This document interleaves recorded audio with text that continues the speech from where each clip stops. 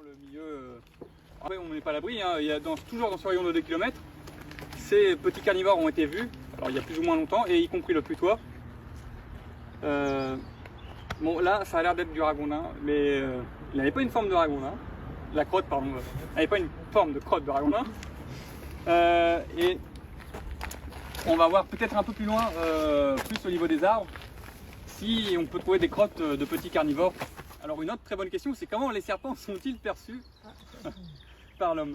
Il faut savoir qu'il y a encore beaucoup de serpents qui prennent un coup de bêche, ou une couleur, on la prend pour une vipère coup de bêche, mais il faut savoir que même si une vipère est une vipère, elle ne mérite surtout pas son coup de bêche.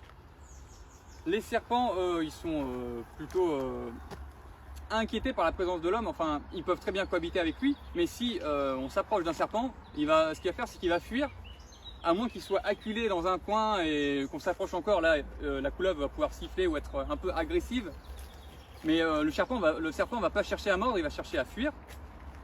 Et donc si on voit une vipère, de toute façon n'importe quel serpent, on ne l'embête pas, on n'essaie pas de l'attraper et il n'y aura aucun souci avec les vipères, elles ne méritent pas du tout ce coup de bêche.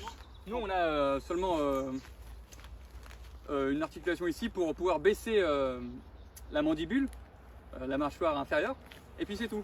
Alors que le serpent, lui, il va pouvoir baisser la mâchoire du bas et il va pouvoir soulever la mâchoire du haut. Donc ce qui fait qu'il va pouvoir manger par exemple des rongeurs, voilà, bien plus que ce que tu fais, et il va pouvoir ouvrir la gueule très grande.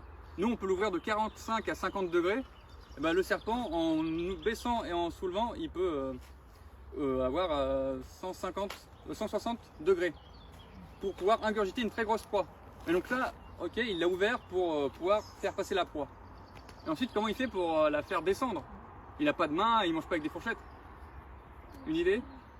Eh bien, chez les serpents, c'est séparé en fait, le côté droit et le côté gauche. Donc il a ses mandibules, ça ce sont deux magnifiques mandibules de serpent, et en fait elles sont pas reliées comme ça comme les nôtres où on fait ça. Lui c'est comme ça, il va pouvoir tirer, enfin bouger le côté gauche, ensuite le côté droit, le côté gauche, le côté droit, et comme ça il va faire avaler sa proie.